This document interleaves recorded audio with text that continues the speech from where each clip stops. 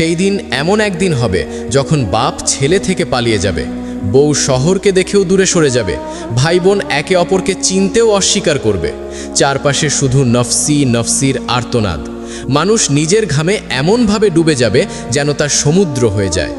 ঠিক সেই বিশাল ময়দানে এক মহান ব্যক্তি সবার জন্য ডেকে উঠবেন, আমাদের প্রিয় আকা, দুনিয়া ও আখিরাতের সর্দার হযরত মুহাম্মদ সাল্লাল্লাহু আলাইহি ওয়াসাল্লাম। তার মুবারক জবান থেকে বের হবে একটাই কথা, ইয়া রব উম্মতি উম্মতি। তিনি আল্লাহর কাছে আমাদের জন্য সিফারিশ করবেন, আর এরপরই শুরু হবে হিসাব কিতাবের ভয়ঙ্কর অধ্যায়। এরপর শোনো, সবচেয়ে প্রথম হিসাব নেওয়া হবে নামাজের বিষয়ে, কারণ রাসূলুল্লাহ সাল্লাল্লাহু আলাইহি ওয়াসাল্লাম স্পষ্টভাবে বলেছেন কিয়ামতের দিন প্রথম প্রশ্ন হবে নামাজ নিয়ে। যদি নামাজ শক্ত হয়ে দাঁড়ায় তাহলে বাকি সব আমলও টিকে যাবে, আর যদি নামাজ দুর্বল হয় তাহলে সব আমল ভেঙে পড়বে। তারপর আসবে কয়েকটি কঠিন প্রশ্ন। তোমার জীবন কোথায় কাটালে? তোমার যৌবন কোথায় নষ্ট করলে? তোমার সম্পদ কোথা থেকে এলো এবং কোথায় ব্যয় করলে? আর যে ইলম পেয়েছিলে তার উপর কতটুকু আমল করলে? এরপর আসবে আমলের ওজন। যার পাল্লা ভারী হবে সে জান্নাতের দরজায় পৌঁছে যাবে, আর যার পাল্লা হালকা হবে তার পথ হবে জাহান্নামের দিকে। তারপর সামনে আসবে পুল সিরাতের ভয়ঙ্কর পরীক্ষার সময়। পুল সিরাত কি, কোথায় রয়েছে, কারা বিদ্যুতের মতো পার হয়ে যাবে, আর কাদের হাত ধরে আমাদের নবী সাল্লাল্লাহু আলাইহি ওয়াসাল্লাম টেনে নেবেন, এসব বিষয় নিয়েই এই আলোচনা। তাই শেষ পর্যন্ত মনোযোগ দিয়ে শোনো। পুল সিরাতের ঠিক আগে রয়েছে একটি গুরুত্বপূর্ণ অবস্থান, হাউজে কাউসার। মহাশরের ময়দানে এই হাউজ ঝলমল করবে। হিসাব শেষ হলে মানুষ গরমে ও তৃষ্ণায় অস্থির হয়ে পড়বে। ঠিক তখনই চোখে পড়বে আমাদের নবী সাল্লাল্লাহু আলাইহি ওয়াসাল্লামের হাউজ। তিনি নিজে দাঁড়িয়ে উম্মতকে হাতে করে পানি পান করাবেন। নবী সাল্লাল্লাহু আলাইহি ওয়াসাল্লাম বলেছেন, এই পানি দুধের চেয়ে সাদা, মধুর চেয়ে মিষ্টি, বরফের চেয়ে ঠান্ডা।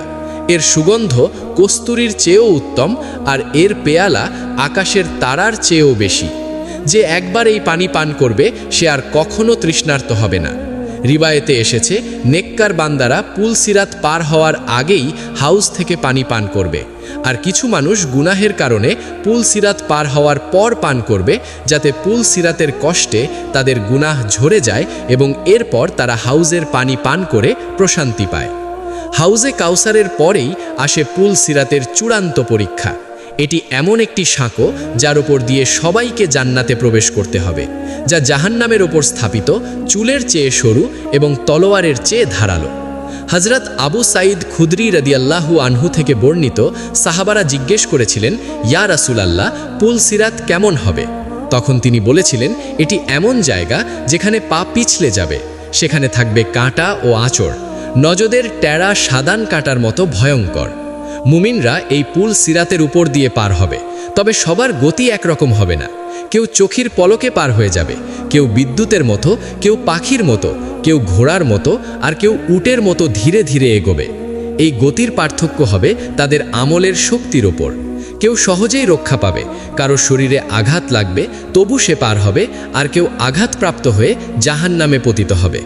একবার হজরতে সৈয়দুনা কাবুল আহবার রহমতুল্লাহি আলাইহি একটি আয়াতের তাফসির করতে গিয়ে বলেছিলেন, তোমরা কি জানো মানুষ এই সাঁকোর ওপর কিভাবে লড়াই করবে? এরপর তিনি নিজেই ব্যাখ্যা করেন যে জাহান্নাম এমনভাবে জ্বলবে যেন তার উপর চর্বি জমে চকচক করছে। নেক বান্দার পা পড়তেই এক ঘোষণা হবে, হে জাহান্নাম, আমার দল ছেড়ে দাও এবং তোর দল ধরে নাও। তখন জাহান্নামীরা পড়ে যেতে থাকবে, আর জাহান্নাম তাদের চিনে নেবে যেমন বাপ তার ছেলেকে চেনে। মুমিনরা এমনভাবে পার হবে যে তাদের কাপড়েও কোনো দাগ লাগবে না। আর পুল সিরাত সবার জন্য চুলের মতো সরু হবে না, বরং আল্লাহ যাকে চাইবেন তার জন্য তা চওড়া রাস্তার মতো হয়ে যাবে। যেমন হজরতে সৈয়দনা সঈদ বিন আবু হিলাল রহমতুল্লাহি তাআলা আলাইহি বলেছেন, আমার কাছে যে খবর পৌঁছেছে তা হলো, কেয়ামতের দিন কারোর জন্য পুল সিরাত চুলের চেয়ে সরু হবে, আবার কারোর জন্য তা বিশাল উপত্যকার মতো চওড়া হয়ে যাবে।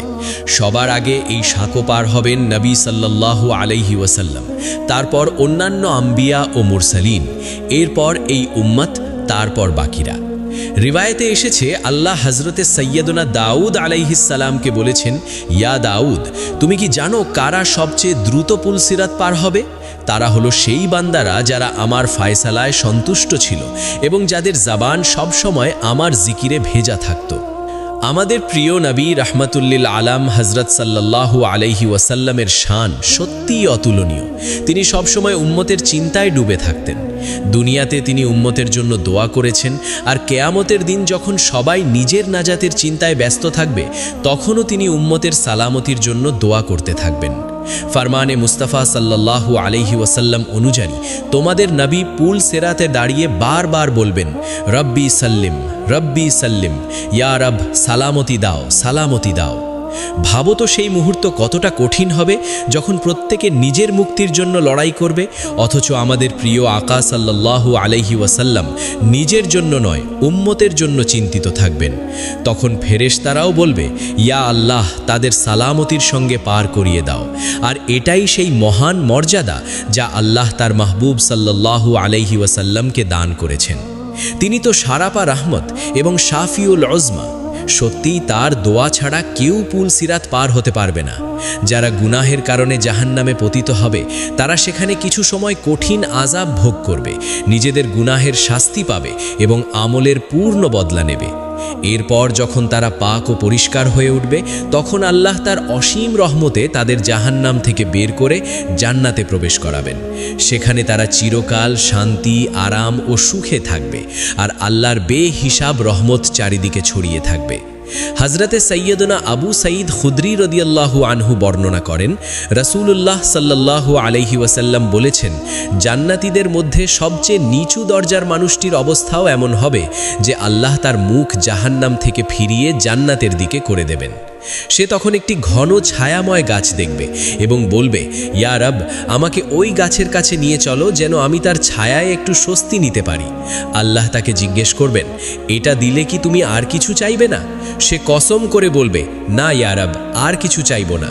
তখন আল্লাহ তাকে সেখানেও পৌঁছে দেবেন এবং সে সেখানে কিছু সময় আরামে থাকবে। এরপর সে আরেকটি আরও সবুজ এবং ফল ভরা গাছ দেখবে। তখন আবার বলবে, ইয়া রব এবার আমাকে এই গাছটির কাছে নিয়ে চলো যেন এর ছায়া ও ফল উপভোগ করতে পারি। আল্লাহ আবার জিজ্ঞেস করবেন আর সে আবার কসম করবে। এরপর আল্লাহ তাকে সেখানেও পৌঁছে দেবেন। কিছুক্ষণ পর সে আরেকটি গাছ দেখবে যার পাশ দিয়ে পানি প্রবাহিত হচ্ছে। তখন সে আবার অনুরোধ করবে, ইয়া রব আমাকে এই গাছটির কাছে নিয়ে চলো যেন ছায়া, ফল আর পানি সব একসাথে পাই। আল্লাহ তাকে জিজ্ঞেস করবেন, এটা দিলে কি আর কিছু চাইবে না? সে কসম করবে। তখন আল্লাহ তাকে সেখানে পৌঁছে দেবেন। এরপর সে জান্নাতের দরজা দেখতে পাবে এবং চিৎকার করে বলবে, ইয়া রব অন্তত দরজার কাছে নিয়ে চলো যেন এই রঙিন জান্নাত একবার চোখ ভরে দেখি। আল্লাহ তাকে দরজার কাছে পৌঁছে দেবেন। সে সেই সৌন্দর্য দেখে বিস্ময়ে বলবে, ইয়া রব আমাকে ভেতরে ঢুকিয়ে দাও। তখন আল্লাহ তাকে জান্নাতে প্রবেশ করিয়ে দেবেন। ভেতরে প্রবেশ করার পর তাকে বলা হবে, এখন যা ইচ্ছে হয় চাইতে থাকো। সে চাইতে থাকবে আর আল্লাহ বলতে থাকবেন, এটাও নাও, ওটাও নাও। এভাবে তার সব চাওয়া পূর্ণ হয়ে যাবে। তারপর আল্লাহ বলবেন, তোমাকে সব কিছু দেওয়া হয়েছে এবং এর সঙ্গে আরও 10 গুণ বেশি দেওয়া হলো। সে তার জান্নাতি প্রাসাদে প্রবেশ করবে।